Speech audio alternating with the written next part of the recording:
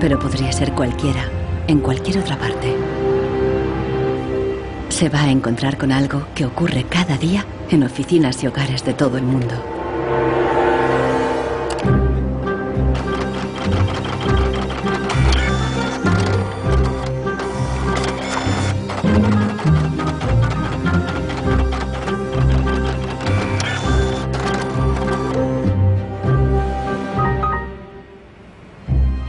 Una pieza de la impresora ha fallado y el fabricante recomienda llevarla al servicio técnico.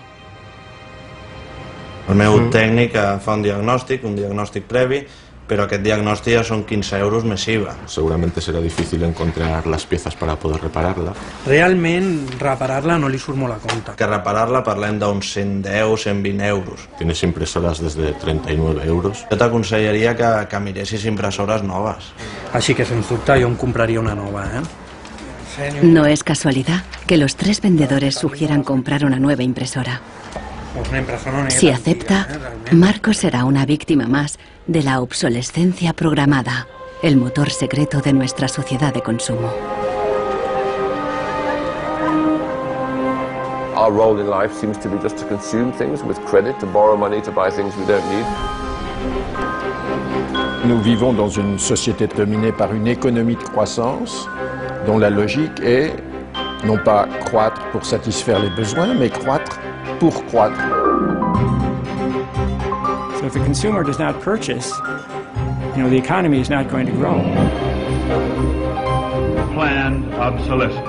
The desire on the part of a consumer to own something a little newer, a little sooner than is necessary.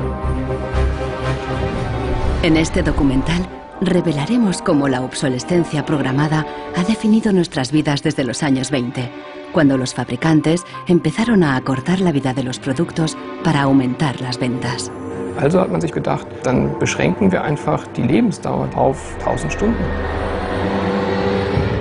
Descubriremos que diseñadores e ingenieros se vieron forzados a adoptar nuevos valores y objetivos. Was back to the drawing board and come out with something that was more fragile. Take time, those things. Take time them, so when you finally paid for them, they're used up. Conoceremos una nueva generación de consumidores que está llevando la contraria a los fabricantes. ¿Es viable una economía sin obsolescencia programada y sin su impacto sobre el medio ambiente? Posterity will never forgive us. Posterity will suddenly find out about the throwaway lifestyles of people in the advanced countries.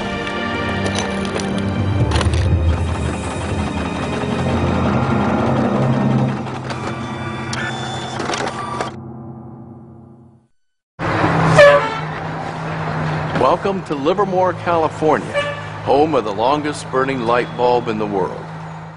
My name's Lynn Owens, and I am chairman of the Light Bulb Committee. It was in 1972 when we discovered that the light bulb that was hanging in the fire station was a significant light bulb.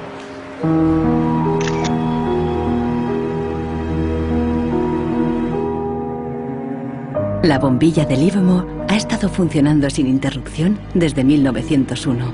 De momento, ya se han agotado 2 webcams y la bombilla va por la tercera.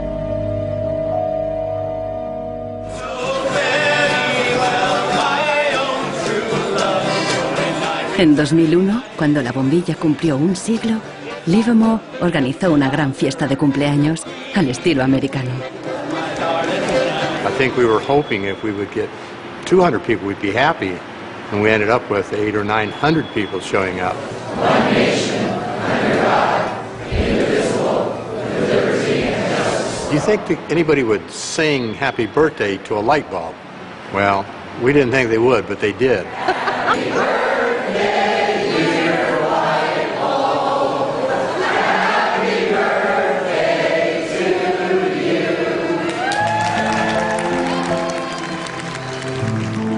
The origin of the bulb was, it was produced in a town called Shelby, Ohio, back around 1895, and put together by some very interesting ladies that I have some pictures of, and some gentlemen that invested in the company. The filament was invented by Adolphe Chaillet. He invented his filament to last.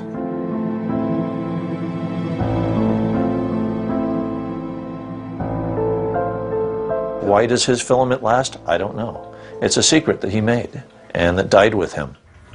La fórmula para un filamento de larga duración no es el único misterio en la historia de las bombillas. Un secreto mucho mayor es cómo y por qué este humilde producto se convirtió en la primera víctima de la obsolescencia programada.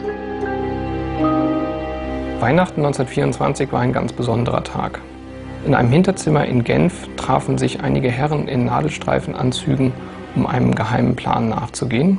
Sie gründeten das erste weltweite Kartell, das sich zum Ziel setzte, die Glühbirnenproduktion der gesamten Länder zu kontrollieren und den Kuchen namens Weltmarkt unter sich aufzuteilen.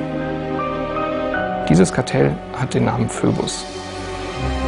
Phoebus incluía a los principales fabricantes de bombillas de Europa y de Estados Unidos, e incluso de lejanas colonias en Asia y África. Das Ziel ist gewesen, Patente auszutauschen, die Produktion zu kontrollieren und vor allem aber den Verbraucher zu kontrollieren. Es ist umso besser für diese Firmen, wenn der Verbraucher regelmäßig Glühlampen kauft, und wenn die Glühlampen lange brennen, ist das ein ökonomischer Nachteil.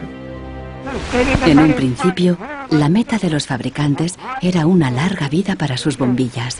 On October 21st, 1871, numerous experiments resulted in the production of a small unique lamp of comparatively enormous resistance. The filament being under conditions of great stability after the result. En 1881, Edison puso a la venta su primera bombilla. Duraba 1500 horas. En 1924, cuando se fundó el cártel Phoebus, se anunciaban con orgullo 2500 horas de vida útil y los fabricantes destacaban la longevidad de sus bombillas. Also hat man sich bei Phoebus gedacht, dann beschränken wir einfach die Lebensdauer dieser einzelnen Glühbirnen auf 1000 Stunden. 1925 wird ein entsprechendes Komitee gegründet, das 1000 Hour Life Committee, was sich zum Ziel setzt, auf technischer Basis die Lebensdauer der Glühlampen auf diese Brenndauer zu beschränken. Más de 80 años después, Helmut Höge, un historiador de Berlín, encuentra pruebas de las actividades del comité ocultas entre los documentos internos de los miembros del cártel. Empresas como Philips en Holanda, Osram en Alemania y Lámparas Z en España. Hier haben wir ein Kartelldokument, da steht: The average life of lamps for general lighting service must not be guaranteed, published or offered for another value than 1000 hours.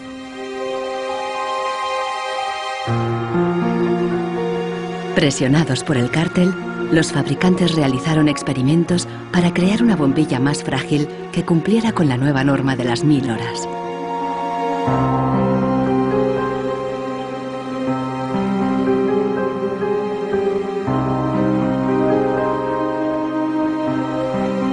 La fabricación estaba rigurosamente controlada para asegurarse de que se cumplía la norma. Eine Maßnahme bestand beispielsweise darin, einen Prüfstand zu errichten, in dem viele kleine Sockel zu finden sind, in die dann wiederum einzelne Exemplare aus verschiedenen Produktionsreihen eingeschraubt wurden, und Firmen wie Osram haben dann genauestens protokolliert, wie lange diese Lampen brannten.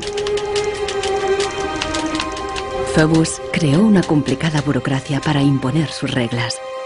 Los fabricantes eran multados severamente si se desviaban de los objetivos marcados.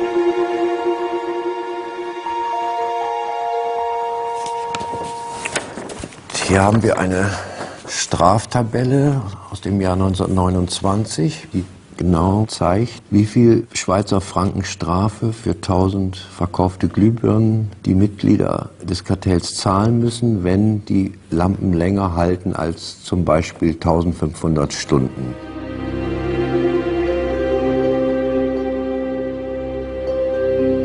A medida que la obsolescencia programada surtía efecto, la vida útil empezó a caer.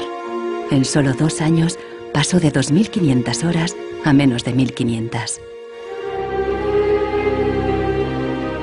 En los años 40, el cártel ya había conseguido su objetivo. Una bombilla estándar duraba 1000 horas. I can see how this was very tempting in 1932. I think at the time sustainability was actually substantially less of an issue because I don't think they looked at the planet as being one with finite amount of resources. They looked at it as from an abundance perspective. Ironically, the light bulb has always been a symbol for ideas and innovation, and yet it's one of the early and best examples of planned obsolescence. En las décadas siguientes se patentaron docenas de nuevas bombillas, incluso una que duraba 100.000 horas. Pero ninguna llegó a comercializarse. Offiziell hat es ja PHYBOS eigentlich nie gegeben, wenn auch diese Spuren der Öffentlichkeit nie ganz verborgen gewesen sind. Die Strategie dahinter ist, sich in bestimmten Zeitabständen immer wieder umzubenennen. Dann heißt es mal internationales Elektrizitätskartell, dann mal wieder irgendein anderer Name. Entscheidend ist, dass diese Idee als Institution natürlich weiter besteht.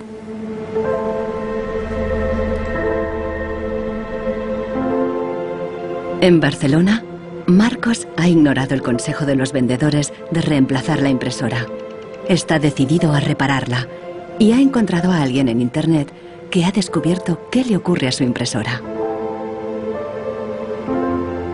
It's the dirty little secret of inkjet printers. I tried to print a document and it said parts inside your printer require replacement, so I decided to do a little servicing of my own. Hello, Marcos. I got your message. Marcos ha contactado con el autor del video. How are you? I looked into it, and it turns out that there's a thing in the bottom of the printer called a waste ink reservoir. And the way inkjet printers work is they constantly have to clean the print heads, and they do that by squirting ink through them down a hole in the bottom of the printer into this great big sponge. There's just a preset time when it's squirted a certain number of drops down there that then the printer decides it's full of ink and won't function anymore. Mm-hmm. The justification is they don't want to put ink all over your desk. But I think the problem goes deeper than that. It's the way the technology works. It's just designed to fail.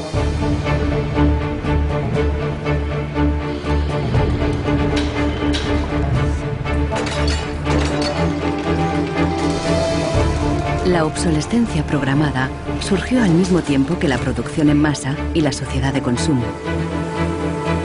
The whole issue with products being made to last less long is part of a whole pattern that began in the Industrial Revolution when the new machines were producing goods so much more cheaply, which was a great thing for consumers, but consumers couldn't keep up with the machines. There was so much production. Ya en 1928, una influente revista de publicidad advertía: un artículo que no se desgasta es una tragedia para los negocios. De hecho, con la producción en masa bajaron los precios y los productos fueron más asequibles. La gente empezó a comprar por diversión más que por necesidad. La economía se aceleró.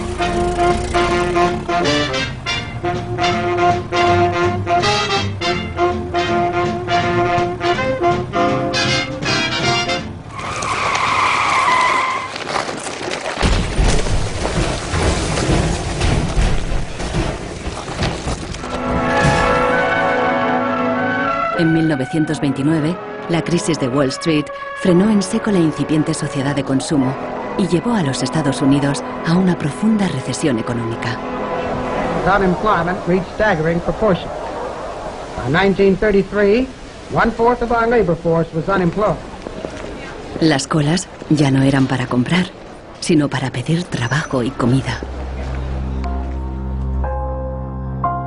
Desde Nueva York llegó una propuesta radical para reactivar la economía. Bernard London, un prominente inversor inmobiliario, sugirió salir de la depresión haciendo obligatoria la obsolescencia programada. Era la primera vez que el concepto aparecía por escrito. London planteaba que todos los productos tuvieran una vida limitada, con una fecha de caducidad, después de la cual se considerarían legalmente muertos. Los consumidores los devolverían a una agencia del gobierno para su destrucción. He was trying to achieve a balance between capital and labor where there would always be a market for new goods. So there would always be a need for labor and there would always be a reward for capital. Bernard London creía que con la obsolescencia programada obligatoria, las fábricas seguirían produciendo, la gente continuaría consumiendo y habría trabajo para todos.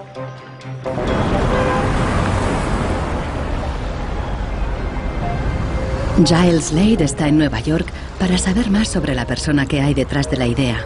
Se pregunta si con la obsolescencia, Bernard London pretendía maximizar los beneficios o bien ayudar a los parados. Dorothea Weitzner conoció a Bernard London en los años 30 durante una excursión familiar. Don't tell me which one he is. Let's see.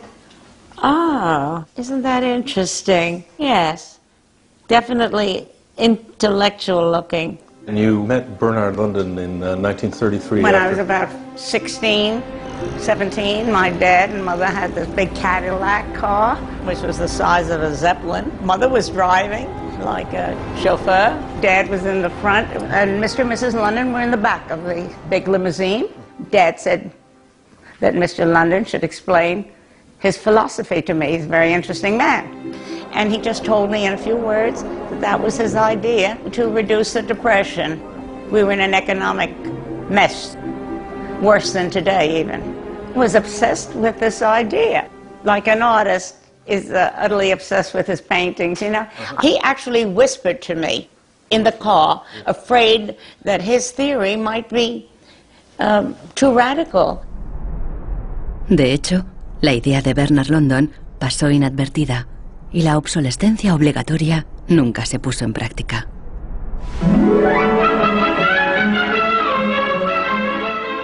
Veinte años más tarde, en los años 50, la obsolescencia programada resurgió, pero con un giro crucial. Ya no se trataba de obligar al consumidor, sino de seducirle. Planned obsolescence. The desire on the part of a consumer to own something a little newer, a little better, a little sooner than is necessary. We certainly in America and by now... Esta es la voz de Brooks Stevens, el apóstol de la obsolescencia programada en la América de la posguerra. Este elegante diseñador industrial creó desde electrodomésticos hasta coches y trenes, contando siempre con la obsolescencia programada. A tono con la época, los diseños de Brooks Stevens transmitían velocidad y modernidad. Hasta su casa era inusual. This is the home that my father designed and that I grew up in. When it was being built out in the suburbs, everybody thought it was going to be the new Greyhound bus station because it did not look like a traditional home. One of the most important things that my father felt always in designing a product is that it made a statement. He detested products that were bland and really did not, create any desire within the consumer to inspire the purchase. Unlike the European approach of the past where they tried to make the very best product and make it last forever, meaning you bought such a fine suit of clothes that you were married in it and then buried in it and never a chance to renew it, the approach in America is one of making the American consumer unhappy with the product that he has enjoyed the use of for a period, have him pass it on to the second-hand market, and obtain the newest product with the newest possible look. Brooks Stevens viajó por todos los Estados Unidos, promoviendo la obsolescencia programada en charlas y discursos. Sus ideas cuajaron y tuvieron un amplio eco.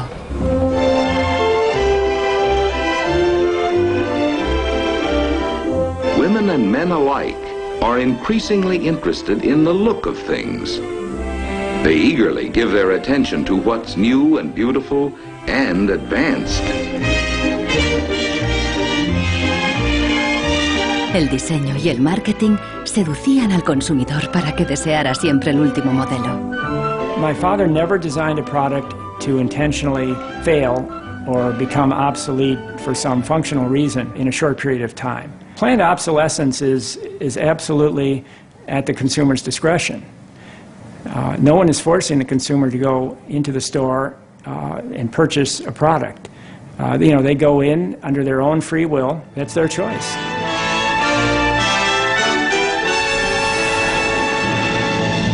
Libertad y felicidad a través del consumo ilimitado. El estilo de vida americano de los años 50 sentó las bases de la sociedad de consumo actual.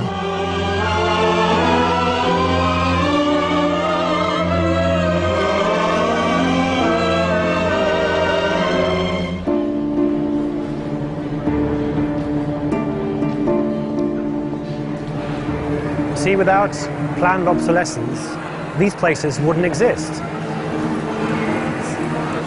There wouldn't be any products, there wouldn't be any industry, there wouldn't be any designers, architects, there wouldn't be any salespeople, cleaners, there wouldn't be any security guards. All the jobs would go. So how often do you change your mobiles?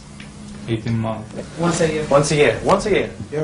Hoy en día, la obsolescencia programada se enseña en las escuelas de diseño y de ingeniería. Boris Knuff da clases sobre el ciclo de vida del producto, el eufemismo moderno de la obsolescencia programada. I went shopping for you. I've got a couple of things. A pan, salt, shirt, another shirt. Se enseña a los estudiantes a diseñar para un mundo empresarial dominado por un único objetivo: compras frecuentes y repetidas. What I do, I pass these round, and you tell me what you think, how long it takes for them to fail, what the service life will be. Okay. Designers have to understand what company they work for. The company decides on a business model. How often do we want to renew our products, our offers? So this brief is given to designers, and designers have to understand and design the product in a certain way so it fits exactly the business strategy of the client they work for. La obsolescencia programada está en la raíz del considerable crecimiento económico que el mundo occidental ha vivido a partir de los años 50. Desde entonces, el crecimiento ha sido el santo grial de nuestra economía. Nous vivons dans une société de croissance dont la logique est non pas croître pour satisfaire les besoins, mais croître pour croître, croître à l'infini, faire croître sans limite la production et pour justifier cette croissance de la production, faire croître sans limite la consommation. Serge Latouche, un destacado crítico de la sociedad del crecimiento, escribe a menudo sobre sus mecanismos. Au fond, il y a trois instruments fondamentaux qui sont la publicité, l'obsolescence programmée et le crédit.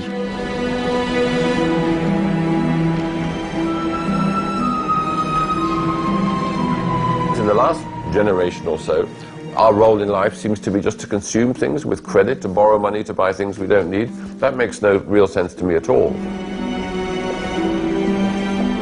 Los críticos de la sociedad del crecimiento alertan de que no es sostenible a largo plazo, porque se basa en una contradicción flagrante. Celui qui croit qu'une croissance infinie est compatible avec une planète finie est soit un fou, soit un économiste. Le drame, c'est qu'au fond, nous sommes tous des économistes maintenant. Why is it that a new product is created every 3 minutes somewhere in the world? Is this necessary? I think a lot of people have realized that things need to change when they're being told by politicians to go shopping or to start consuming as the best way to restart the economy. On peut dire qu'avec la société de croissance, on est embarqué dans un bolide qui désormais manifestement n'a plus de pilote, qui va à toute allure et dont on peut prévoir le destin qui est soit de se fracasser contre un mur, soit de sombrer dans un précipice.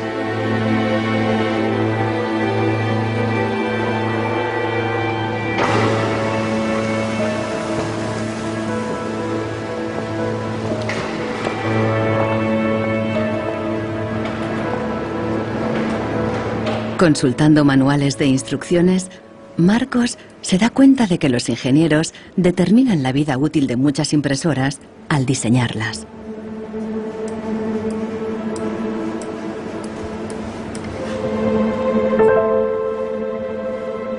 Lo consiguen colocando un chip dentro de la impresora.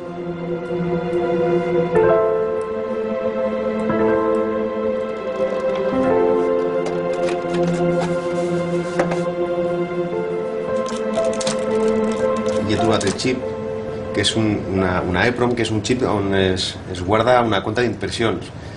I quan s'arriba a una determinada compta és quan es bloqueja la impressora i deixa d'imprimir.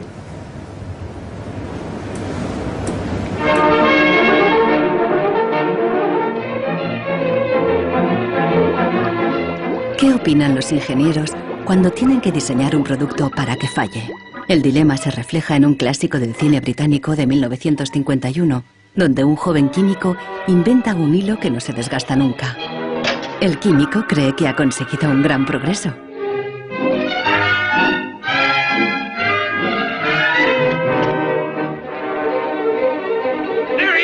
Pero no a todo el mundo le gusta el invento.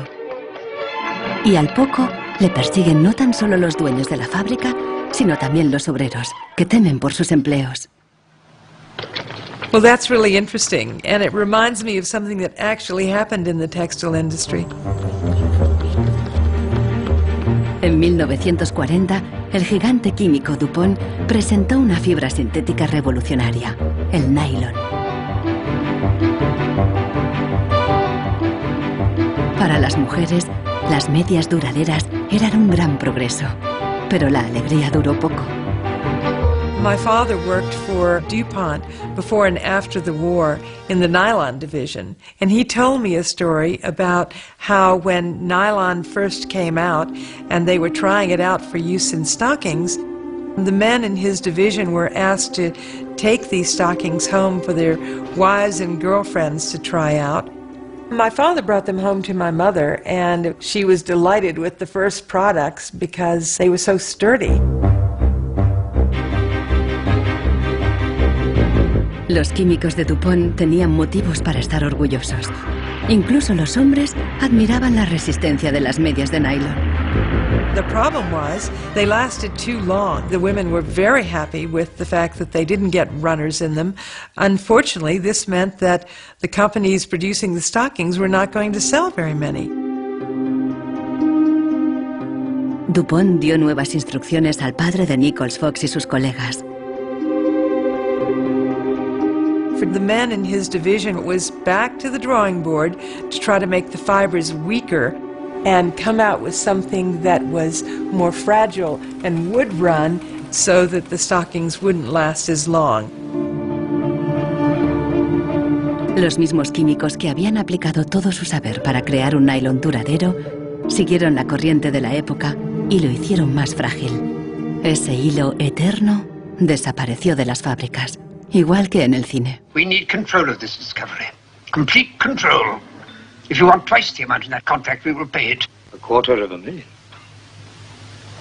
To suppress it. Yes. ¿Qué opinaban los químicos de DuPont de reducir la vida de un producto deliberadamente? Must have been frustrating for the engineers to have to use their skills to make an inferior product after they'd tried so hard to make a good product. But in a way, I suppose, that's the outsider's view. Probably they just had a job to do. Make it strong, make it weak. That was their job. Engineers were in a really complicated ethical time. This confrontation with planned obsolescence provoked them to examine their most basic ethical concepts. There was an old school of engineers who believed that they should make a permanent, usable product that would never break. And there was a new school of engineers that were driven by the market who were clearly interested in making the most disposable product that they could. And this debate resolved itself by these new school of engineers taking over. La obsolescencia programada no solo afectó a ingenieros. La frustración de los consumidores se hizo eco en el clásico teatral de Arthur Miller, Muerte de un viajante. Como Willy Lomax, los consumidores solo podían quejarse. Once in my life, I'd like to own something outright before it's broken. I'm always in a race with the junkyard. Just finished paying for the car and it's on its last legs. The refrigerator consumes belts like a crazy maniac. They time those things. They time them, so when you finally paid for them, they're used up. Los consumidores no sabían que al otro lado del telón de acero, en los países del bloque del Este, había una economía entera sin obsolescencia programada.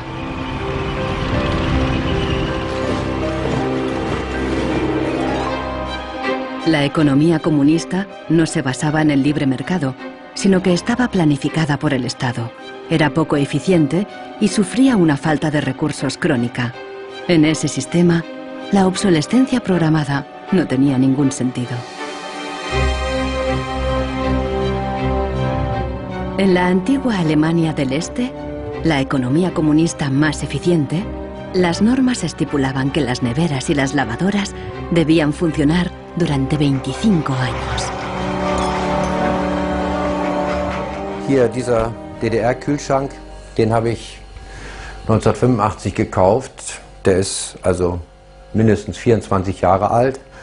Und die Glühbirne ist ebenso alt, habe ich noch nie ausgewechselt. Die ist also auch schon fast 25 Jahre alt. En 1981, una fábrica de Berlín Este empezó a producir una bombilla de larga duración. La presentaron en una feria internacional en busca de compradores occidentales. Als die ostdeutschen Glühlampenhersteller 1981 diese Langlebensdauerglühlampen auf der Hannoveraner Messe präsentierten, meinten ihre Westkollegen, ihr wollt euch wohl alle arbeitslos machen. Woraufhin die NAVA-Leute, Ingenieure, antworteten, nein, im Gegenteil, indem wir Ressourcen schonen und den Wolfram nicht verpulvern, behalten wir gerade unsere Arbeitsplätze. Los occidentales rechazaron la bombilla. En 1989 cayó el muro de Berlín. La fábrica cerró y la bombilla de larga duración dejó de producirse. Ahora solo se puede ver en exposiciones y museos.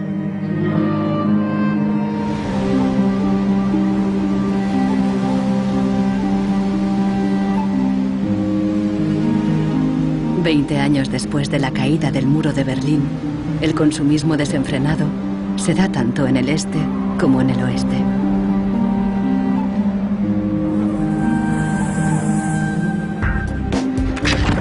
Con una diferencia.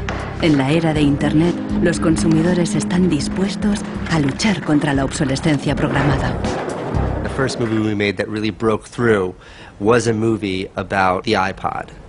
And I was completely broke, and I'd gotten this iPod, it was like $500, $400, and about 8 months later, 12 months later maybe, the battery died in it. And I called Apple to ask them to replace the battery. And their policy at the time was to tell their customers to buy a new iPod. You might as well go get a new one. Apple doesn't offer? No. Apple doesn't offer a new battery for the iPod? No. It wasn't that the battery died that was annoying, because in my Nokia cell phone, the battery dies, you buy a new battery. Even in my Apple laptop, when the battery would die, you replace the battery. But in the iPod, this expensive piece of hardware, when the battery died, you had to replace the entire unit. So it was my brother's idea to make a movie about just that. We went around with a stencil spray painting on every iPod advertisement we saw in town. iPod's unreplaceable battery lasts only 18 months. We put the video on our own little site, iPodsDirtySecret.com. In the first month, 6 weeks, it was at 5-6 million views, and the site went absolutely bananas. Una abogada de San Francisco, Elizabeth Pritzker, oyó hablar del vídeo y decidió demandar a Apple por el tema de la batería del iPod. Medio siglo después del caso del cártel, la obsolescencia programada llegaba de nuevo a los tribunales. When we brought this litigation, this was 2 years after the iPod was introduced, Apple had sold about 3 million iPods nationwide in the United States. Buena parte de esos iPods tenían problemas con la batería y sus propietarios estaban dispuestos a ir a los tribunales. Uno de ellos era Andrew Westley. we selected from amongst the consumers who had called us individuals who would serve as representatives in a class action. A class action is really a device that's fairly unique to the United States, where a small group of people stands in the shoes of a large group to bring one claim before a court. My role in that case was as class representative on behalf of thousands, maybe tens of thousands of people. The case came to be known as Wesley versus Apple. When my friends and family learned that this was a major case, they thought I was, becoming a radical. Here I am going to sue, I was the next Aaron Brockovich. En diciembre de 2003, Elizabeth Pritzker presentó la querella ante el Tribunal del Condado de San Mateo, a un tiro de piedra de la sede central de Apple. We asked Apple for a number of technical documents regarding the battery life in the iPod, and we received a lot of technical data about the battery design, about the testing of the battery, and learned through that discovery that the type of the lithium battery that was contained within this iPod was designed, by design, to really only have a short period of life. I do think that Apple's development of the iPod was intended to be one of planned obsolescence. Después de meses de tensión, las dos partes llegaron a un acuerdo. Apple creó un servicio de recambio y prolongó la garantía a 2 años. Los querellantes recibieron una compensación. One thing that really bothers me personally is that Apple really promotes itself as a young, hip, forward-thinking company, and for a company like that not to have a good environmental policy that allows consumers to return products for proper recycling and disposal really is really counterintuitive and counter to their message.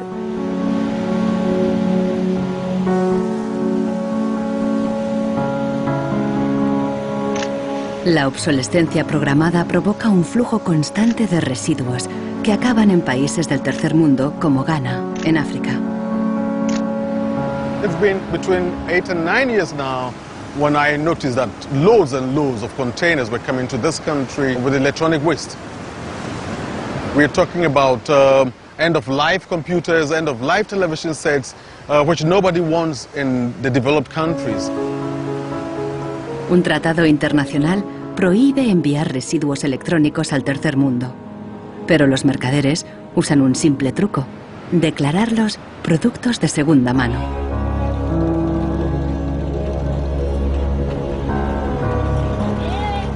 Más del 80% de los residuos electrónicos que llegan a Ghana no se pueden reparar y acaban abandonados en vertederos por todo el país. We are at the dump site here in Agbogboshi. In the past, we had this beautiful river called the Odor River, that meandered its way through this area. It was teeming. In the past, it had so much fish. So we actually attended a school not very far away from here. So we'd come play football and hang around the river. The fishermen would organize boat rides, I remember very well.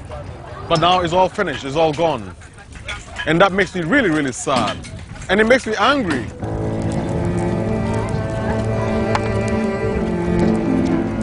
Hoy en día, aquí no hay niños jugando después de clase.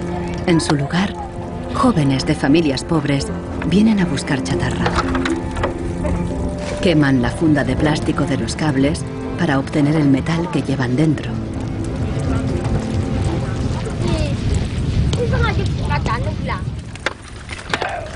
Los niños más pequeños rebuscan en los restos para encontrar cualquier pequeño trozo de metal que los mayores hayan olvidado.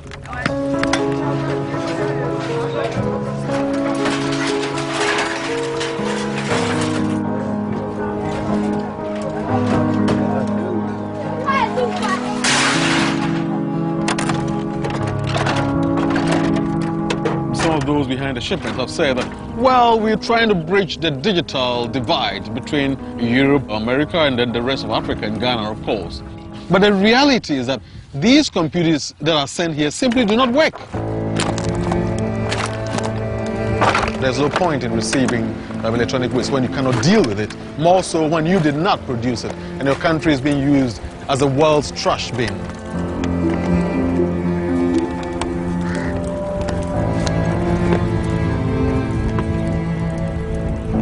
The trash that for so long in the industrial age has been hidden from view is now coming into our lives and we can actually no longer easily avoid it. The waste economy is reaching its last legs because they don't physically have anywhere else to put the waste. I think in the course of time we've come to realize that the planet that we're living on cannot sustain that forever. There's a limit to natural resources and there's a limit to energy resources that we have. Posterity will never forgive us. Posterity will certainly find out about the throwaway attitudes, the throwaway lifestyles of people in the advanced countries. Gente de todo el mundo ha empezado a actuar contra la obsolescencia programada. Mike Anane lucha desde el final de la cadena. Ha empezado recopilando información. This is where I keep the e-waste that have asset tags or property tags. This says Amu Center Nordwest Zeeland. It's from Denmark. This is from Germany, sent here simply to be dumped. Westminster College. Apple should know better. It's a company that claims to be so green. There's a lot of Apple products that are being dumped here. I have a database that contain the asset tags, the contact addresses, telephone numbers of the companies that owned the electronic waste that have been dumped in Ghana. Mike piensa convertir esta información en pruebas para una denuncia ante un tribunal. We need to take some action, some punitive measure. We need to sue people so they stop dumping e-waste in Ghana.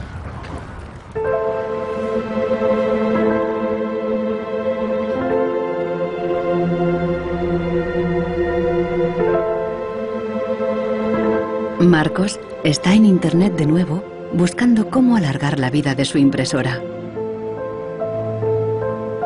Una web de Rusia parece ofrecer un software gratuito para impresoras con un chip contador. El programador se ha tomado la molestia de explicar su motivación personal. This happens due to bad construction.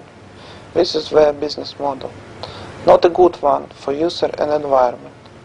So I looked and found a way to make user-friendly software to allow active users reset an input counter. Marcos no sabe qué puede pasar, pero decide bajarse el software de todos modos.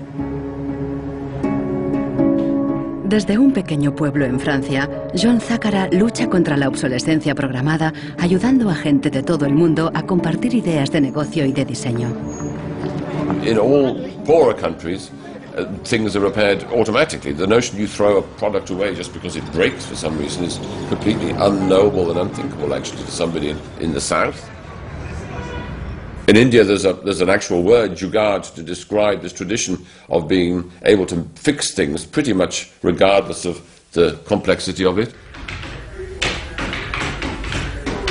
We try to find people who are actively doing projects in the world rather than just talking about things or making abstract statements about how awful things are or what has to be changed.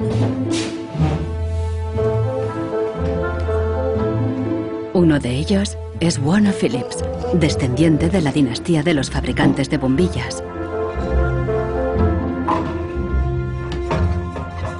I remember my grandfather taking me to one of the Philips factories in Eindhoven to show me how light bulbs were mass manufactured in factories, which is very, very cool.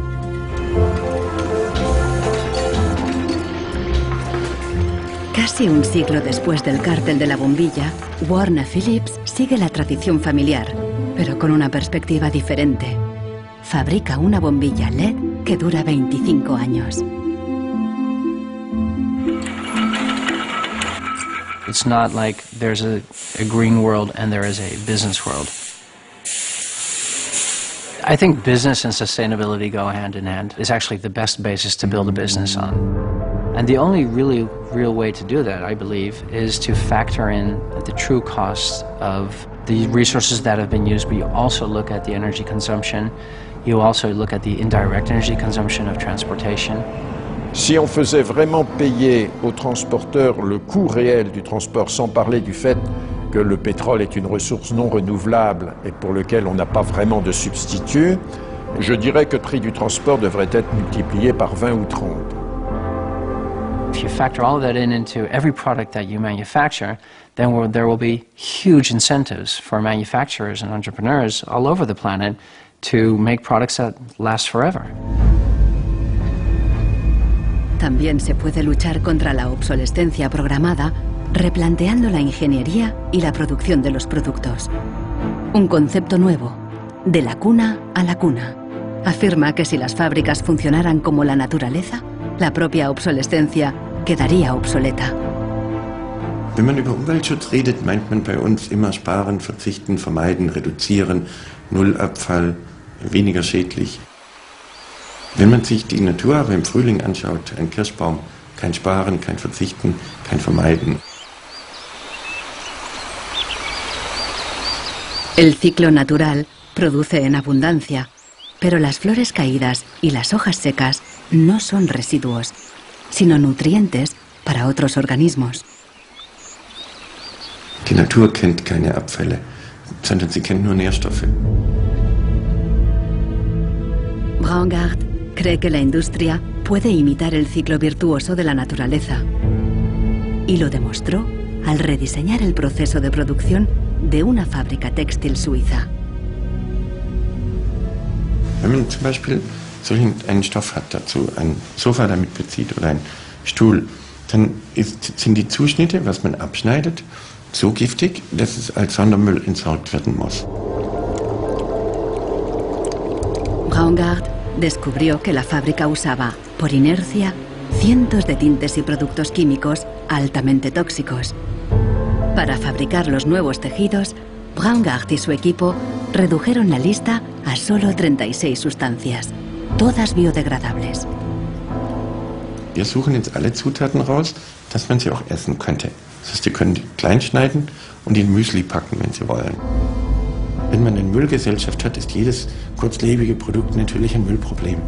Wenn es aber eine Gesellschaft ist, die Nährstoffe macht, ist jedes kurzlebige Produkt wieder eine Chance, etwas Neues zu machen.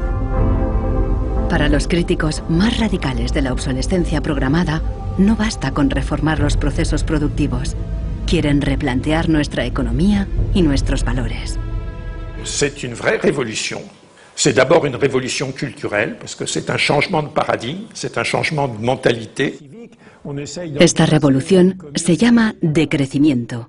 Serge Latouche viaja de charla en charla explicando cómo abandonar la sociedad de crecimiento definitivamente.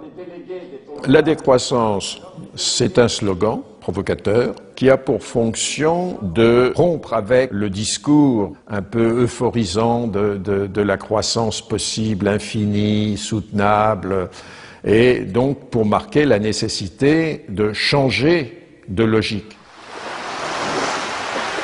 L'essentiel du programme, en quelque sorte de la décroissance, tient en un mot réduire. Réduire notre empreinte écologique, réduire nos gaspillages, notre surproduction, notre surconsommation. Réduisant la consommation, en réduisant la production, mais en libérant du temps libre, on peut développer d'autres formes de richesse qui ont l'avantage de ne pas s'épuiser quand on les consomme, comme l'amitié, le savoir. We increasingly rely on objects to give us a sense of self-esteem and identity. It's partly the consequence of the breakdown of things that used to give us identity, like membership of a community or relationship to the land, or all sorts of soft and social things which have been replaced by consumerism. Si le bonheur dépendait du niveau de consommation, on devrait être dans la félicité absolue, parce que nous consommons 26 fois plus que du temps de Marx, mais toutes les enquêtes montrent que les gens ne sont pas 20 fois plus heureux, parce que le bonheur est toujours quelque chose de subjectif, évidemment. Los críticos del decrecimiento temen que destruirá la economía y nos llevará de vuelta a la edad de piedra. Revenir à une société soutenable, c'est-à-dire une société dont l'empreinte écologique ne dépasse pas une planète, eh bien, ça n'est pas revenir à l'âge de pierre, c'est revenir, toutes choses égales d'ailleurs, pour un pays comme la France, aux années 60. Ça n'est pas vraiment l'âge de pierre. On peut dire que la société de décroissance réalise la vision de Gandhi qui disait le monde est assez grand pour satisfaire les besoins de tous, mais il sera toujours trop petit pour satisfaire l'avidité de quelques-uns.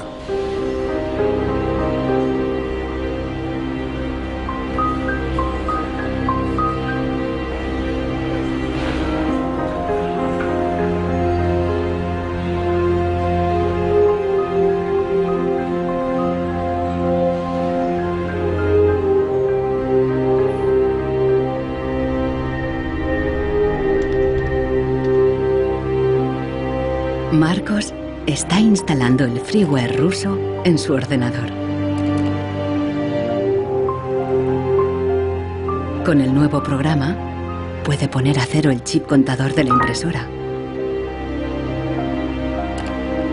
La impresora se desbloquea inmediatamente.